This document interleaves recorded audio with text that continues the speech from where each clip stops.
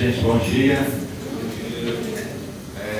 Bom, quero começar dando uma saudação aqui à mesa, Gary, Marcela, Maria Eliane, agradecer ao Perfil pela oportunidade, de estar essa manhã com vocês, agradecer ao Renan também pelo convite de estar aqui. Como o tempo é curto, eu já vou mergulhar direto no nosso tema, aqui do nosso seminário, Filosofia e Sociedade Tecnológica. Até gostaria de tentar aqui alguns momentos interativos com vocês, para que vocês não ficassem meramente passivos ali, Então, quero em breve fazer uma enquete com vocês a respeito das distopias contemporâneas, que são um dos nossos temas de debate nessa mesa, Mas quero começar também dizendo que, além de professor de IFG, que atua lá no campus Anápolis, atualmente eu faço uma pesquisa de doutorado na UFG, na filosofia da arte, E tive também a oportunidade de passar 6 meses no período de internacionalização na Universidade de Amsterdã. E, na verdade, eu consegui aprofundar bastante essa questão da distopia, estando num local que normalmente as pessoas conectam com a indústria do turismo, e com um local deslumbrante, onde belíssimas selfies podem ser tiradas, e, no entanto, as pessoas não percebem que Amsterdã e a Holanda vivem, de fato, uma distopia do real bastante assustadora. Então, alguns meses atrás, eu pude vivenciar nas ruas mais ou menos 90 mil pessoas que foram a Times Square, que ocuparam as ruas de Amsterdã, na maior marcha do clima já ocorrida na Europa, e pude descobrir que realmente existe uma sociedade civil muito preocupada com o aquecimento global e com o fato de que esse país, que tem esse nome de Países Baixos, porque está debaixo do nível do mar, está ameaçado de virar uma nova Atlântida, de parar debaixo da água, Então, o que nós vivemos, de fato, é uma distopia contemporânea que parece ter saído do domínio da ficção, do imaginário, da especulação, e a gente está vivendo uma espécie de distopia do real, E acho que nenhum exemplo é mais gritante disso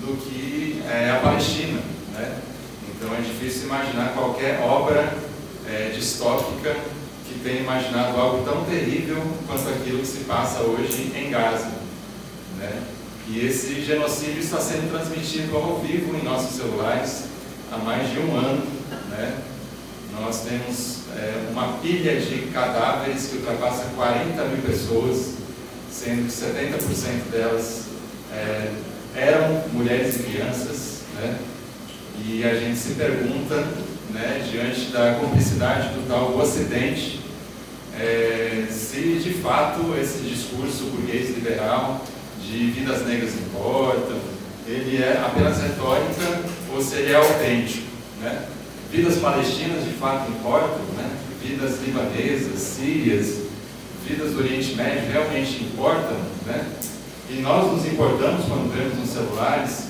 esse genocídio ao vivo nas nossas telinhas, Nós nos mobilizamos, essa tecnologia digital faz com que nós nos movamos para desconstruir esse cenário distópico, Então, com essas provocações, eu quero começar essa minha fala.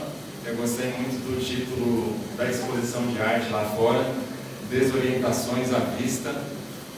Eu sinto, às vezes, que nós, filósofos, estamos aqui realmente para desorientar, no sentido de colocar porquês, que vocês possam se sentir provocados a pensar para além dos dogmas, a pensar sem corrimão e a pensar com preocupação, diante do estado do mundo em que nós vivemos, E agora eu queria fazer um momento interativo também, uma enquete, a respeito da distopia na arte, Eu tenho pesquisado muito o cinema, as séries, e tenho percebido que as distopias, elas de fato estão na moda, Existe toda uma cultura pop distópica E temos aqui muitos estudantes do IFG reunidos aqui, né, muitos adolescentes. E eu queria perguntar para vocês aí, levantem as mãos, quem aqui já assistiu algum filme do Jogos Vorazes? Uma dúzia de mãos, né? Algum filme da série Divergente? Matrix, alguns 4 filmes. Blade Runner, alguns 2 filmes. Muita gente assistiu. Uma animação sobre um lixeirinho chamado Wall-E. Quase todo mundo assistiu, né? Um filme chamado Interestelar, de Christopher Nolan. Tem muitos fãs aqui. 2001, Odisseia no Espaço. São velhos, Um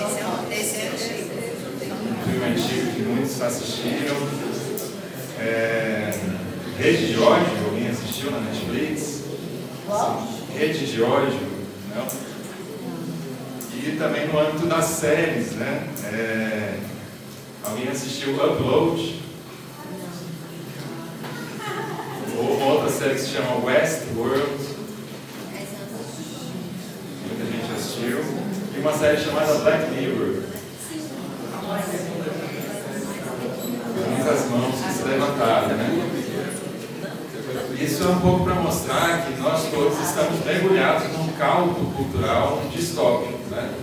Talvez vocês não tenham colocado esse rótulo nessa produção cultural que vocês assistiram, né? Então, o cotidiano de vocês, mesmo nos momentos de lazer, né? Mesmo nos momentos em que vocês estão ali na Netflix, num momento de entretenimento, distração, vocês acabam mergulhados numa certa produção cultural distópica, né? Que inclusive vende muitos ingressos. A indústria cultural, por assim dizer, está vendendo ingressos para espetáculos apocalípticos, né? O Armagedon, ele vira best-seller, né? E há vários filmes que a gente chama de blockbusters que tem esse conteúdo apocalíptico, né? Essa própria expressão que a gente usa muito no cinema, blockbuster, ela é muito interessante, né? Ela foi criada pelo jornalismo de guerra, né? Num período ali de 39 a 45. As bombas, né, que caíam pela Europa e que destruíam bairros inteiros eram chamadas de blockbusters, né? E depois o jornalismo cultural se adaptou a esse linguajar e hoje um filme, né, de alta propagação, como, não sei, Avatar e outros, eles são chamados de blockbusters, né? São filmes que, numa tradução literal, são arrasa-quarteirões, né? Então vejam como o nosso linguajar hoje em dia está perpassado pela distopia, né? E eu trouxe aqui também uma das minhas revistas prediletas, aqui a Continente Multicultural, né, publicada em Pernambuco. Trouxe uma matéria de capa muito interessante chamada A Ideia do Fim. Aquecimento global, tragédias ambientais, governos autoritários e opressão do capital impulsionam um sentimento de apocalipse iminente. Essa é só a chamada de uma longa matéria de capa que a Continente dedicou ao tema. Em outro momento também eles se perguntando: o cérebro eletrônico faz tudo? Polêmicas em torno do chat GPT geram discussões sobre avanços e riscos da inteligência artificial. Então vocês veem que esse é um tema extremamente atual, né? Hoje nós estamos imersos nessa sensação de que algo está violentamente se acabando. Por exemplo, o equilíbrio do nosso sistema climático atmosférico está colapsando rapidamente e nós também estamos velozmente ficando sem tempo para lidar com essa situação, né? A cada dia que passa, a cada semana que passa, o drama do aquecimento global só se exacerba e a gente vê que nós não temos mobilização social suficiente para fazer frente a isso. E no Brasil, inclusive, né? É lamentável que nós estejamos diante da COP da Amazônia, que daqui a alguns meses acontece em Belém do Pará, e a nossa sociedade esteja tão desmobilizada em relação à catástrofe climática que vai atingir a todos nós que estamos vivos e a todas as futuras gerações que ainda estão por nascer, né? Então é um pouco nesse contexto que eu tenho desenvolvido a pesquisa, e é claro que nesse momento a gente não tem tanto tempo para aprofundamento, né? Mas nesses 10 minutos que me restam aqui, eu queria trazer para vocês um conceito que eu julgo muito importante, que eu estou investigando, que é o conceito de antropoceno, que eu acho que tem muita relevância nesse debate, né? Vocês já ouviram essa palavra? Ela é compreensível para vocês? Ou tem alguém que não tem a mínima ideia do que eu estou falando quando digo antropoceno? Não? Então, antropoceno é uma palavra que junta o termo anthropos, né, que se refere à nossa espécie, o auto-intitulado Homo sapiens, né, e a palavra seno, que em grego é época, certo? Então, esse é um conceito que foi forjado a princípio pelas ciências naturais, pelos geólogos, pelos climatologistas e tal. Foi proposta pelo Paul Crutzen, que é um holandês, vencedor do Prêmio Nobel, para dizer que, na verdade, o planeta Terra ele entrou em uma nova época geológica e que pode ser chamada de a época dos humanos, digamos assim, né? Onde a nossa espécie, nós já somos mais de 8 bilhões de pessoas, né, sobre a superfície da Terra. O impacto conjugado de todas as nossas ações, sobretudo depois da Revolução Industrial, né, e sobretudo desde que nós começamos a queimar massivamente combustíveis fósseis arrancados das entranhas da Terra, que demoraram milhões de anos para se formar, nós realmente causamos uma disrupção radical no que era a estabilidade do período anterior, que é chamado de Holoceno, né? O Holoceno durou cerca de 12 mil anos e todas as civilizações humanas que nós conhecemos aconteceram dentro desse Holoceno, onde havia uma relativa estabilidade das condições ambientais para o florescimento da vida humana, né? Da agricultura e de tudo que constitui a civilização como a conhecemos, né? E é isso que está colapsando, né? O Holoceno já faz parte do passado e nós teríamos entrado no Antropoceno. Um exemplo aqui para vocês de filosofia contemporânea, Paul Beatriz Preciado, né, filósofo trans espanhol, num texto chamado Amor no Antropoceno, vai dizer o seguinte: os historiadores da Terra afirmam, abandonamos o Antropoceno abandonamos o Holoceno para entrar no Antropoceno.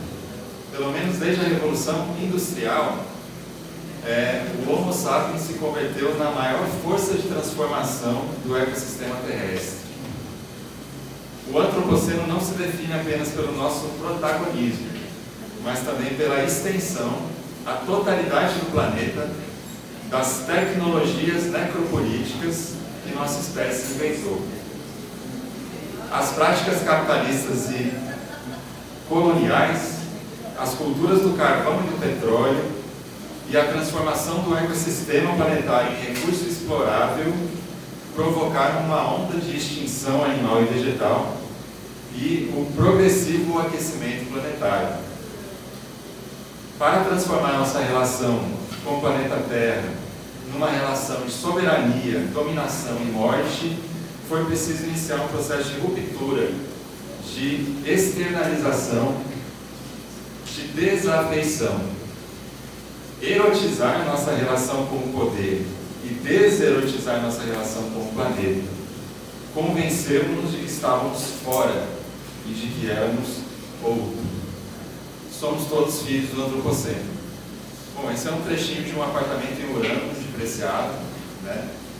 E vocês veem aqui algumas ideias importantes e que me parece bastante espantoso que estejam fora dos nossos feeds de notícias aí, dos nossos celulares, né? Ela fala que um dos elementos do antropoceno é uma assustadora extinção da biodiversidade do nosso planeta, né? Então, os cientistas também dizem que nós vivenciamos hoje a 6ª extinção em massa, né, das formas de vida no planeta. A última vez que isso aconteceu foi quando? Vocês já ouviram falar dos dinossauros, que estavam aqui há cerca de 65 milhões de anos atrás, e em virtude do meteoro, né, que colidiu com o planeta no Golfo do México, boa parte da vida na Terra foi extinta, né? Bom, estamos aqui 65 milhões de anos depois e a nossa espécie está causando a 6ª extinção em massa da biodiversidade planetária, também através de suas tecnologias de extração e queima de combustíveis fósseis, suas tecnologias bélicas, né? Suas armas nucleares que proliferam, deixando radioatividade para todas as próximas gerações, né, poluindo o ambiente e nos legando também esse grande problema que não vai sumir se nós o ignorarmos, né, que é o superaquecimento do clima planetário. Afinal de contas, como vocês estão vendo nos noticiários, 2024 é o ano mais quente já registrado, né? Já ultrapassamos o 1,5 graus Celsius de incremento de temperatura em relação àquilo que estava antes da Revolução Industrial, né? Então, tem apenas 5 minutos. Agora só uns 3. Eu quis vir aqui para compartilhar um pouco das minhas desorientações também diante desse cenário. É claro que nós filósofos somos aqueles que amam e buscam a sabedoria. Nós temos em vista uma vida feliz e serena, né? Mas ao mesmo tempo esse mundo distópico em que vivemos não nos tem permitido muita serenidade e não nos tem permitido também lidar sem revolta com aqueles poderes do mundo que têm causado uma situação pré-apocalíptica, eu diria, né? E aí, para terminar, eu também notei a presença na cybercultura, né, nas nossas interações aí por celular, por internet, de algumas frases muito significativas que viralizaram, né? Uma dessas frases é: isso é muito Black Mirror, né? Ou seja, como a gente tem utilizado essa expressão em várias situações do cotidiano e como isso tem merecido também a atenção de alguns dos melhores intelectuais que nós temos. Por exemplo, aqui eu tenho em mãos um livro que eu adorei, tenho estudado, para além de Black Mirror, Estilhaços Distópicos do Presente, da Maria Cristina Franco Ferraz e do Erickson St. Clair, né? Então eu tenho desenvolvido uma pesquisa sobre esse seriado e é realmente chocante o quanto uma obra de ficção distópica, né, uma obra de ficção científica futurista, ela parece se realizar, né? Então, por exemplo, a gente vê o Estado de Israel, né, ou a entidade imperial sionista no Oriente Médio, cometer um genocídio com auxílio de inteligência artificial, selecionando alvos a bombardear, né, em Gaza, no Líbano e na Síria, através da mineração de dados, né, em estreita cumplicidade com o Vale do Silício e realizando uma matança completamente conectada ao chamado colonialismo digital, né? Então, quando a gente vê esses drones sionistas, né, essas máquinas voadoras sem piloto que soltam os blockbusters sobre Gaza, né, não importando se são crianças, se são médicos, se são professores, né, se são hospitais, se são escolas, se são universidades, né? Nós vemos isso e dizemos: nossa, mas isso é muito Black Mirror, né? Você teve isso previsto por essa série. E E agora parece que Israel e seus parceiros ocidentais tratam de concretizar essa distopia em frente a nossos olhos. E a outra frase também para terminar, e para expandir a nossa preocupação diante do futuro imediato, né? É uma frase que eu tenho visto muito na internet também, que é, em inglês, Make Orwell Fiction Again. Significa, tornem George Orwell ficção novamente. Isso é claro que é uma ironia em relação ao lema da extrema-direita estadunidense, né, do trumpismo, que vocês veem nos bonés ali, Make America Great Again, né? E as pessoas estão dizendo, olha, por favor, né, compreendam que uma das obras-primas da distopia em nossa história, que foi em 1984, do George Orwell, não era uma obra que devesse servir como um manual de instruções. E, no entanto, a gente vê isso, né, o trumpismo de volta ao poder. Em alguns dias, Donald Trump estará de novo na Casa Branca. E como compreender isso, né? Depois da pandemia de Covid-19, que o Donald Trump geriu de maneira absolutamente catastrófica com seu negacionismo, né, com seu obscurantismo, né, que foi replicado pelo bolsonarismo no Brasil. Os Estados Unidos teve 1 milhão de mortes na pandemia do coronavírus, sob a gestão de Donald Trump, assim como o Brasil teve 700 mil mortes sob a catastrófica gestão negacionista do fascismo bolsonarista. E, no entanto, as pessoas hiperconectadas, acesso à informação como nunca houve na história da humanidade, né? Tecnologias de comunicação sem precedentes.